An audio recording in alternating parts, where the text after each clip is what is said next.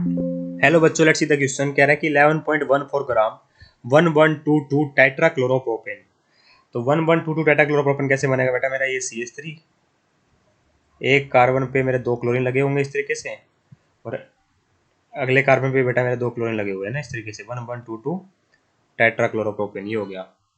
इसका 11.14 ग्राम लिया गया और इसको हीट किया गया जिंक डस्ट के साथ।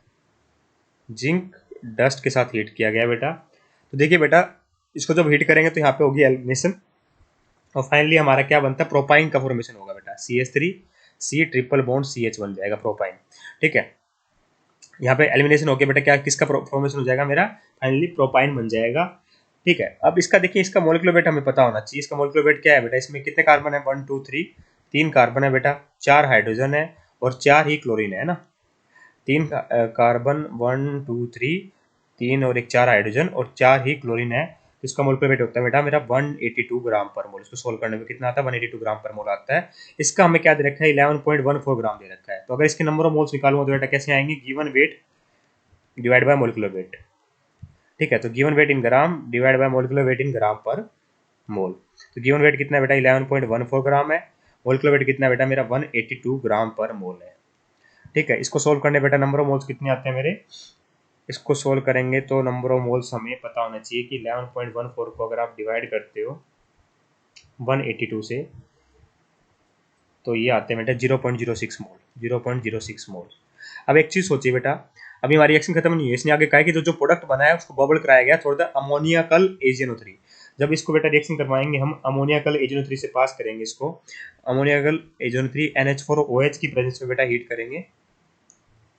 ठीक है, रिएक्शन कराई जा रही है AgNO3 के साथ। तो ये बेटा देखिए, टॉलरेंस एजेंट होता है ना हमारा, एसिडिक हाइड्रोजन का सेट करता है, वही चीज़ सेम बेटा। इस एसिडिक हाइड्रोजन का सेट कर लेगा और यहाँ पे क्या बनेगा?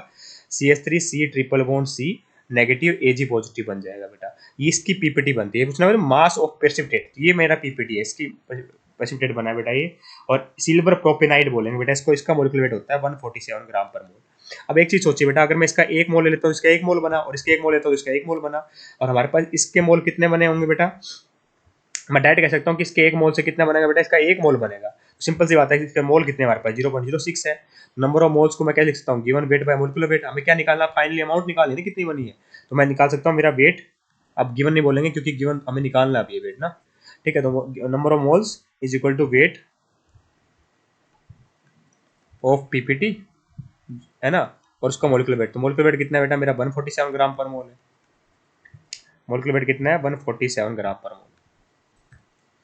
बस जितने मोल नंबर ऑफ मोल्स बनेंगे, तो अगर एक मोल से एक मोल बनता है तो बेटा 0.06 मोल से 0.06 मोल्स बन जाएंगे। तो 147 आ गया, ये ग्राम पर मोल है। ठीक है, इसको मल्टीप्लाई कर दो 0.06 से। नंबर ऑफ मोल्स कितने? 0.06 है ना,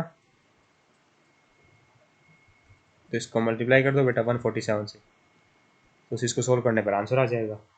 तो इसको मल्टीप्लाई करेंगे तो कितना आएगा? इसकी पीपीटी बनती है बेटा ये मेरी 147 इंटू में 0.06।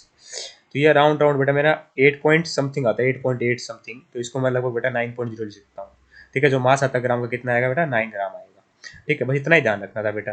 एक्चुअली मैं ना, ये बहुत बड़ी स्टेटमेंट वो आती है बेटा मेरी। अगर आगे तक डिजिट लिखूंगा तो मेरा 9 पॉइंट समथिंग ही हो जाएगा। तो 9 ग्राम बेटा परफेक्टली करेक्ट आंसर हो जाएगा। बस इतना ही ध्यान रखना था। I hope you got the answer. Thank you so much.